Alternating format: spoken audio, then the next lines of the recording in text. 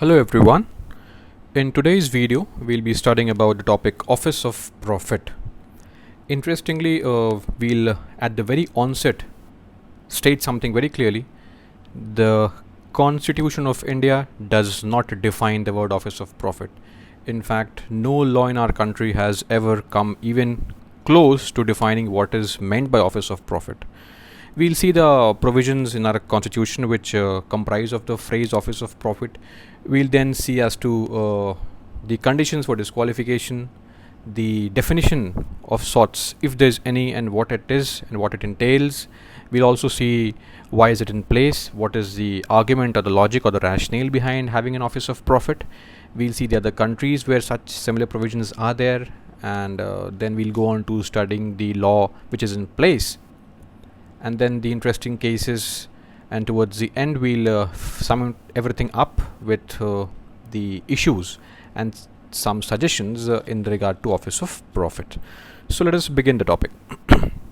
See, as far as the sources are concerned, obviously Article 102, this is the article where you have this phrase mentioned that any person who holds any Office of Prophet under the government of India or the government of any state, or if he holds any other kind of office which is not exempted by the parliament, he will be disqualified from being a member of either house of the parliament, that means Lok Sabha and the Rajya Sabha.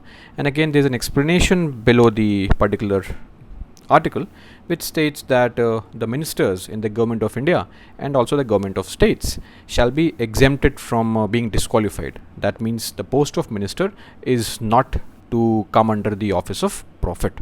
A similar article exists for the state legislative assemblies as well, that is Article 191 clause 1.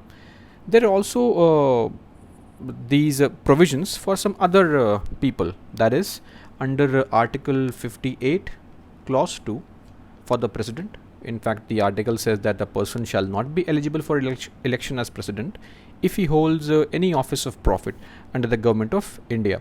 Obviously, the Office of President, the Office of Vice President and the Office of Governor are not deemed to be under Office of Prophet. Similarly, you have an Article 66 clause 4 with respect to the Vice President, a similar provision, and then Article 158 clause 2 talks about the governor, that the governor shall not hold any other Office of Prophet. So these are sources that are present in the constitution. So what are the conditions for disqualification? Basically, there are just 4 conditions. The first one is that the person holds an office. Secondly, that office should be one of profit. That means it should yield some kind of pecuniary gain to the person. Pecuniary meaning monetary gain to the person. Thirdly, the office should be under the control of the union or the state government. And fourth, obviously, the office should not be exempted. See, we'll see it very shortly that the parliament has made a law in this regard, the Prevention of Disqualification Act of 1959, where it has actually in an entire list mentioned certain posts which will, if you hold that post, you will not be disqualified under Article 102. So this is the exempted list from Office of Prophet. So if your name is obviously the post is here, then there is no disqualification, otherwise it can be disqualified. Now, what is a definition? Again, as we have clearly established the fact right on the onset that there is no definition of sorts, this definition has come up from Supreme Court judgments right from 1960s to 1984. The very famous case being the Bihari Lal case of 1984. So there are 5 situations. The first one being whether the government makes the appointment. Secondly, whether the government has the right to terminate the appointment, that is right to remove or dismiss the holder of the office. Thirdly, whether the government pays or determines the remuneration, that is the salary. And fourth, what are the functions which the holder of the office performs, that is whether the functions that the holder performs are the functions of the government, right? And the fifth one is whether the government exercises any control over the performance of those functions or not. So these are the criteria around which any office can be tested whether that office is an office of profit or not. Obviously, the gain is to be in some pecuniary form, that is in a monetary form. However, substance is important, right? What is more important is substance and not the form of payment. Also, certain things are not deemed to be payments, right? Say out of pocket expenses, they are not said to be payments of any sort because they are not remunerations. They are actually being paid to you out of the fact that you have borne some cost for performance of duties out of your own pocket. DNS allowances, right? These are some things which are exempted. Any kind of compensatory allowance can also be exempted depending on circumstances. So all we have is a very vague connotation of what could comprise of office of profit based on these criteria. Now, why is this particular office of profit in place in the very first instance? Obviously, the logic is subordination, that is to avoid any kind of subordination of the legislators to the government in power. See, the duty of the MP is to question the government. Say an MP who raises a question against the government, maybe embarrasses the government in the question hour, the 0 hour, and so on and so forth. But if the particular MP is getting any kind of benefit from the government, obviously it goes without saying that the MP will not raise questions and will not be performing his duties properly. So that defeats the entire concept of separation of powers. We have the three organs, the executive and the parliament and the judiciary. The parliament is to check the government, and the government in our country is responsible to the Lok Sabha, right? So the logic behind this is obviously to enforce a basic feature of the constitution, the principle of separation of power between the legislature and the executive. Also, legislators should not be vulnerable to temptations an executive can offer. There should be no conflict between the duties and interests of an elected member. Legislators should be able to carry out their parliamentary duties in a free manner and without any obligation to the government of the day. And if the legislators hold in any office of profit, obviously that is under the government, they might be susceptible to government influences, and it may seem that they may not be able to discharge their constitutional mandate fairly. So this is the logic as to why we have the office of profit in the first place.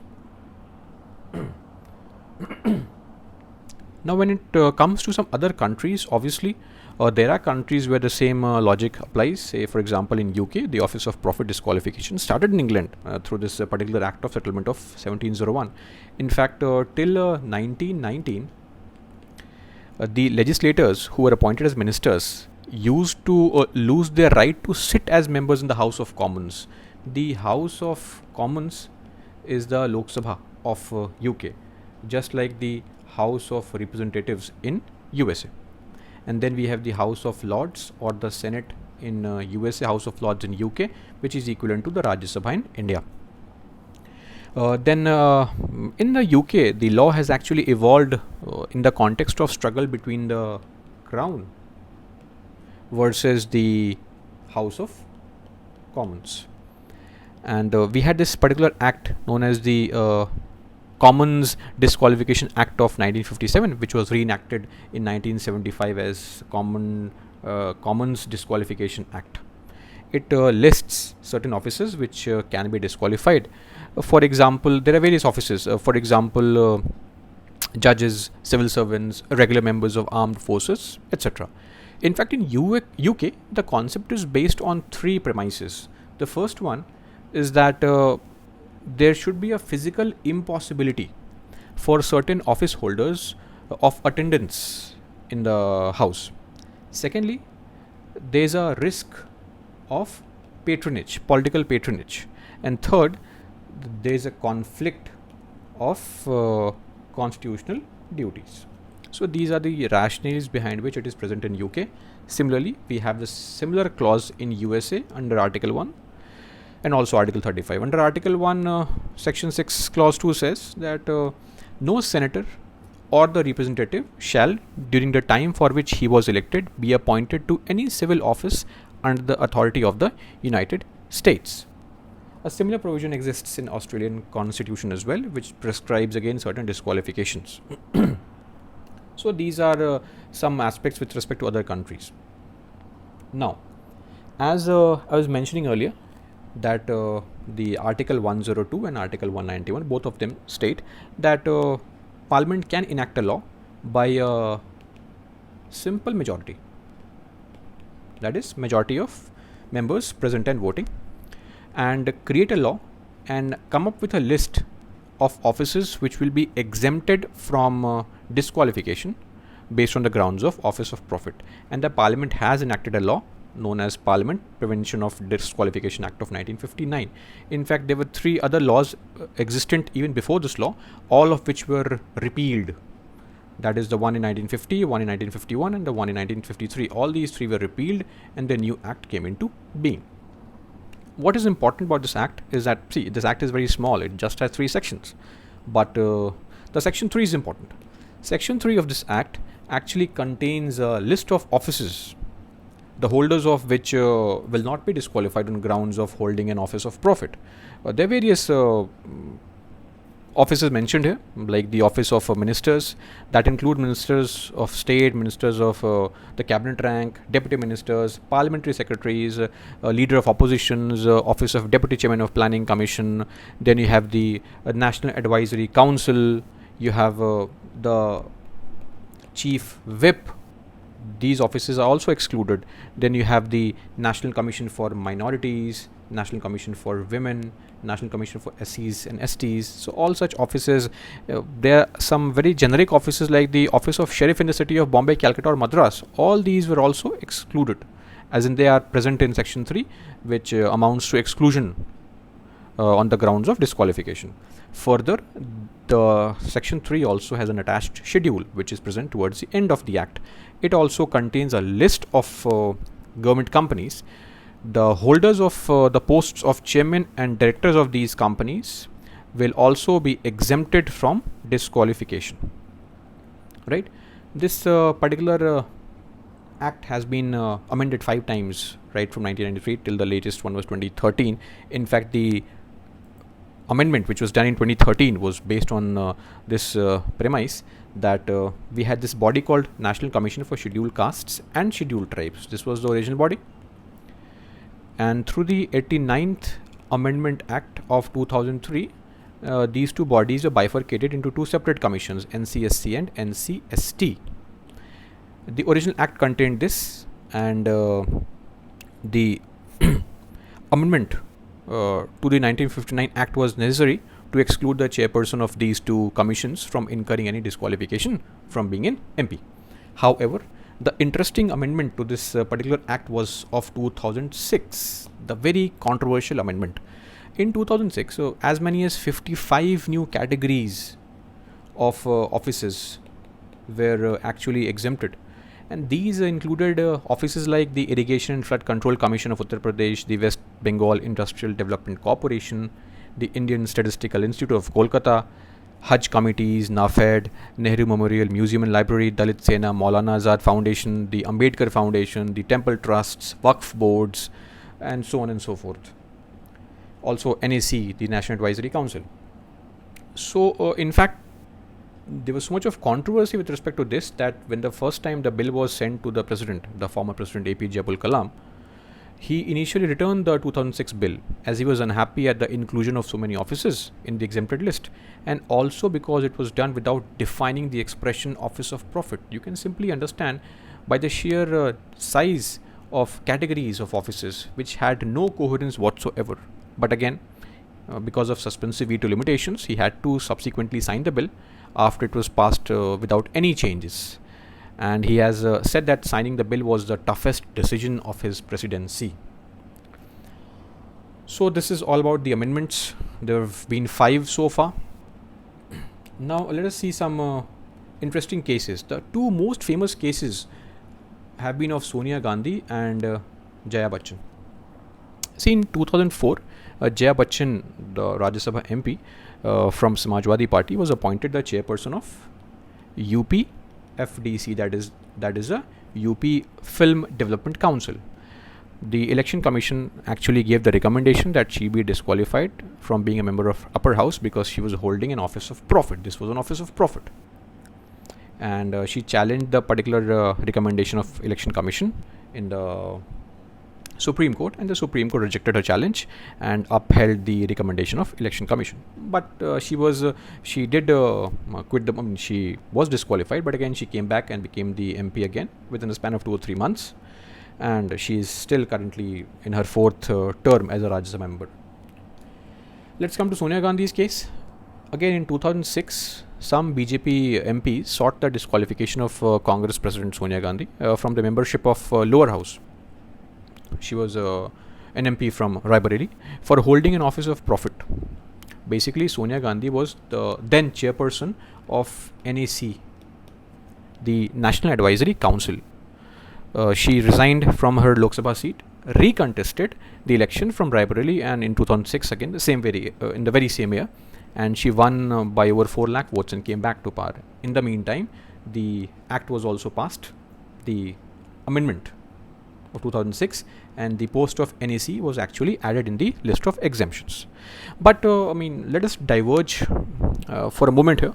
Supreme Court in one very old judgment has said that the word office or employment actually should mean that the post or the office is something which is subsisting, which is permanent in nature, which is substantive position, which has an existence independent from the person who is filling it, and which went on and has been filled in succession by successive holders.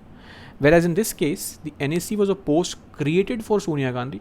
She was the chairman here, and the post was duly abolished in 2014 after the Congress got a thorough drubbing in the elections.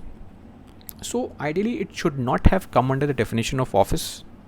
But again, she resigned and the post was added, so no questions raised after that. So these are interesting cases. Now, the most interesting case which has been there for a long period of time with respect to the Office of Profit issue or situation is the AAP controversy, the Aam Aadmi Party case. Basically, in 2018, Election Commission of India had recommended the President to disqualify 20 MLAs on account of their holding post of Parliamentary Secretary. Obviously, we have no interest in knowing the details, but I'll just briefly tell you what exactly transpired. See, in 1997, way back, when BJP was in power in Delhi, the Vidhan Sabha passed a law specifying 2 offices, holding of which would not disqualify an MLA from being a member of the House. State made a law, creating exemptions. The law was amended in 2006 when the Congress was in power, Sheila Dikshit, adding a 3rd office to the list, the office of the Parliamentary Secretary of Chief Minister.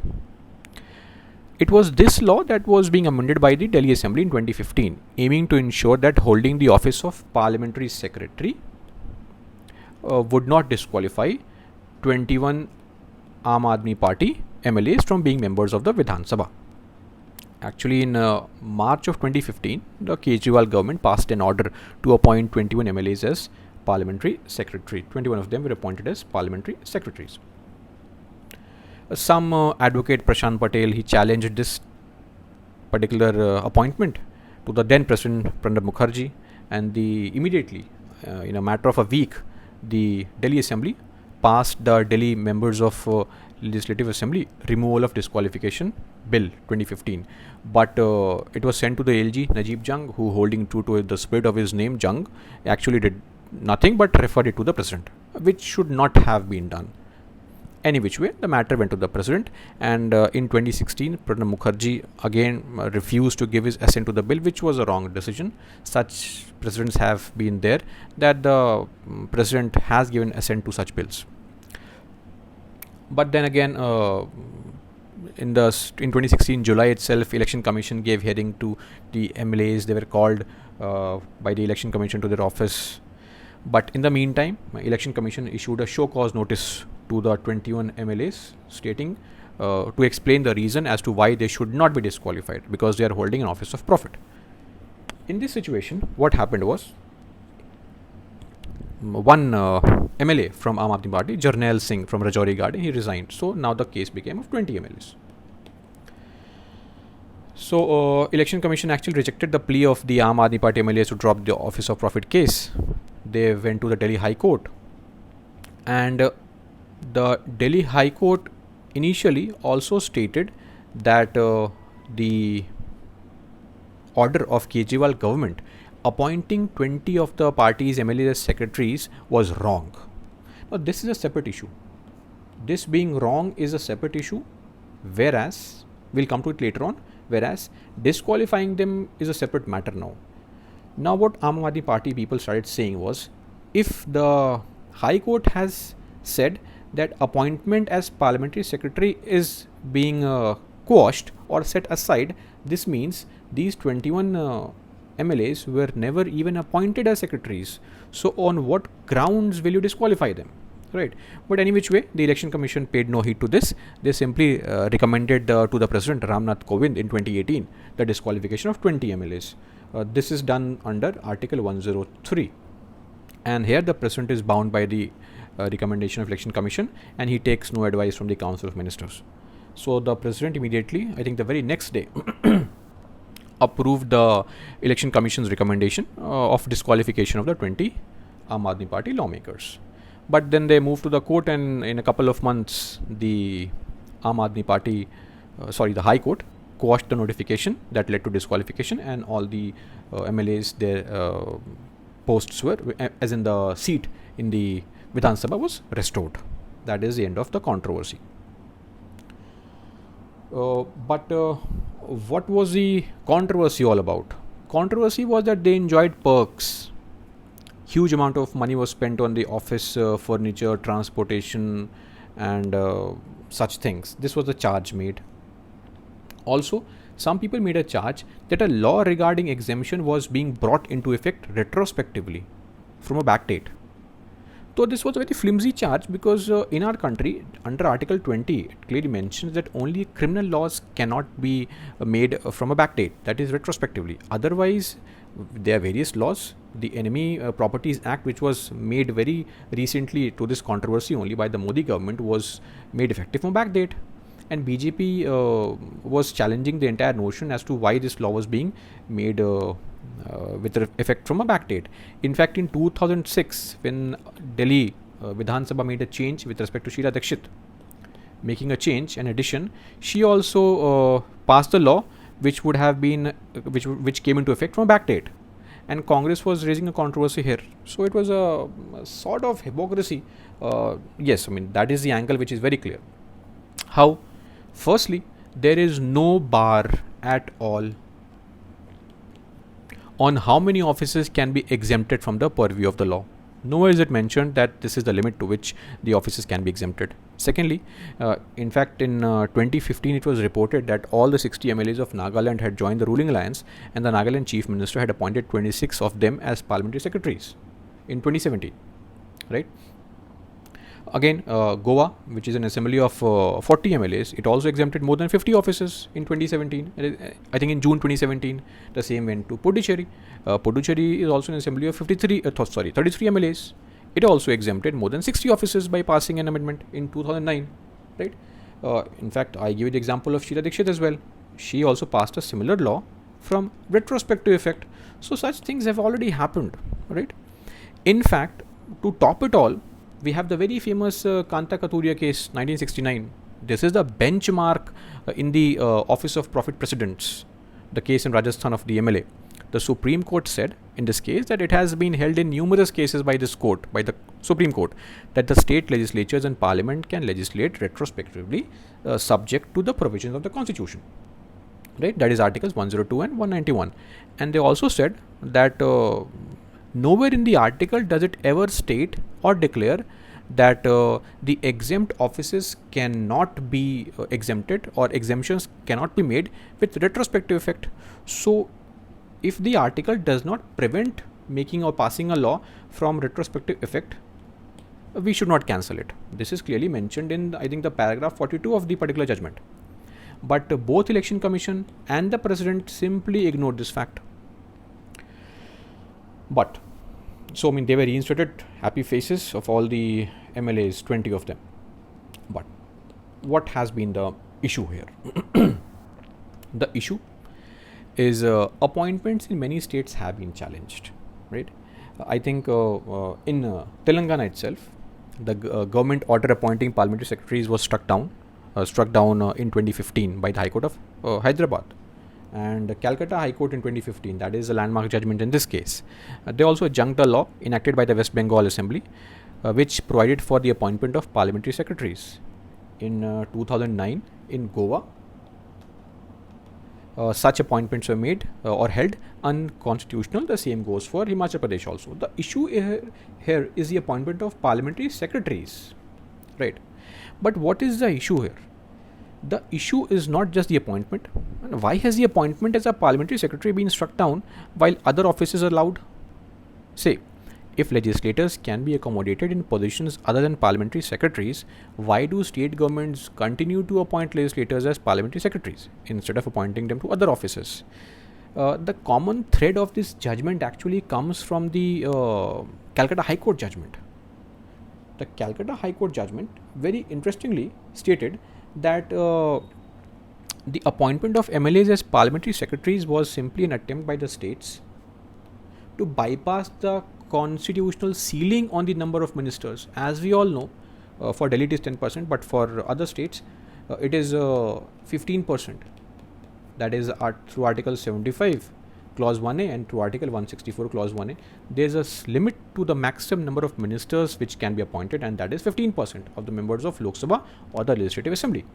And what the governments do is they try to bypass this limit by appointing them as parliamentary secretaries. And also, in 2009, a Bombay High Court had held that appointing parliamentary secretaries of the rank and status of cabinet ministers is in violation of Article 164 1A of the Constitution. In fact, Rajiv Gandhi government made parliamentary secretaries to ensure that no MP moves to the other side, because he had huge mandate of 400 plus MPs in the 1994 elections. Also, in the case of Delhi, even though parliamentary secretaries have not been given the status of ministers, but 21 of them actually make up 30% of the house. That is way more than what is the mandate. And Rajya Sabha and Lok Sabha rules of procedure also include parliamentary secretaries within the definition or the ambit of ministers. And what's good for the goose is good for the gander. If what is applicable for the parliament and is sufficiently good for the parliament should also be sufficiently good for the MLAs as well. So this in fact raises an important concern. If a large number of legislators are actually appointed to such offices, their role in scrutinizing the work of the government may be impaired. This could actually contravene the spirit of Article 102 and 191. So this is the ground which has to be questioned. Appointment of parliamentary secretaries, not the controversy with respect to AAP about a retrospective effect and stuff like that, because that has been sufficiently answered by and done and dusted by the Supreme Court judgments. Anyway, so this is all about the controversies with respect to the Aam Aadmi Party and the relevant issues. Now, what are the issues with Office of Profit in general? Firstly, legislators cannot create an office and then be appointed to it. This is wrong. I mean, you are giving them a chance to firstly create an office, put it under a list of exemptions, and then get appointed to that office. The perfect example is the NAC, which was created only for Sonia Gandhi. And what was the definition? We have no standard definition at all, neither by the Constitution nor by any statute or law made by the Parliament in this regard. And what were the standards of definition? You remember I was just talking about the 2006 amendment. That amendment provided for a wide-ranging list of exempted offices, like that of Indian Statistical Institute, which is an academic institution, the Irrigation and Flood Control Commission of Uttar Pradesh, which is an executive body, CRIBCO, which is a farmers cooperative, Dalit Sena, which is a socio-political body, WBIDC, which is an industrial development corporation. So that it is very, very clear now that there is no underlying common principle to choose these bodies. So there is no set standard. And Supreme Court judgments over the years have further complicated the matter over what constitutes profit. Pecuniary gain being attached to it, the gain may be in many forms, it could be in other forms other than money, substance is important, form of payment is not important, amount received may not be relevant, amount receivable could be relevant, and these statements only complicate the matters further rather than settling the issue. But let us have a reality check on the particular matter. Disqualification on the basis of office of profit. See, it could be fine in a country like USA, where you have the presidential form of government, right? Strict separation of power entails there between the three organs, and there are obviously checks and balances. But in the parliamentary democracy like ours, the government cannot survive even a single minute if it loses the confidence of the Lok Sabha or the Vidhan Sabha. The executive is a part of the legislature in the country, right? There is an inbuilt close link between the legislature and the executive. And office of profit is simply a useless mechanism to ensure independence of legislators from the government. In fact, it may sound very cute and sweet to expect that if some perks and positions are denied to legislators, they'll suddenly become completely independent from the government and speak fearlessly. That is totally unrealistic as an expectation. Independence of legislatures. It is unrealistic to actually expect members of the ruling party to behave independently from their own government. Imagine a BJP MP of your state questioning Mr. Amit or Mr. Narendra on the floor of the house. That is unthinkable, right? Also, with the introduction of ADL, no member of the ruling party can speak or vote against his party, and if he does so, he may lose his membership. Remember whip gagging issue that we had discussed in the previous video, right? Barring legislators from holding offices which give just some compensatory out-of-pocket expenses is not only against the existing laws but also against the realities of our parliamentary democracy. We have to be realistic. This is no way coming up to mark. So there are certain suggestions. Firstly, revisit the term, defining it clearly. We have to define the term clearly. We have to revisit the term again, define it very clearly. Expand the definition of the term to include power and influence. It is not included. That is a post which provides for political patronage also, like in UK, right? Political patronage meaning appointment or hiring of any person to the government post on the basis of partisan loyalty.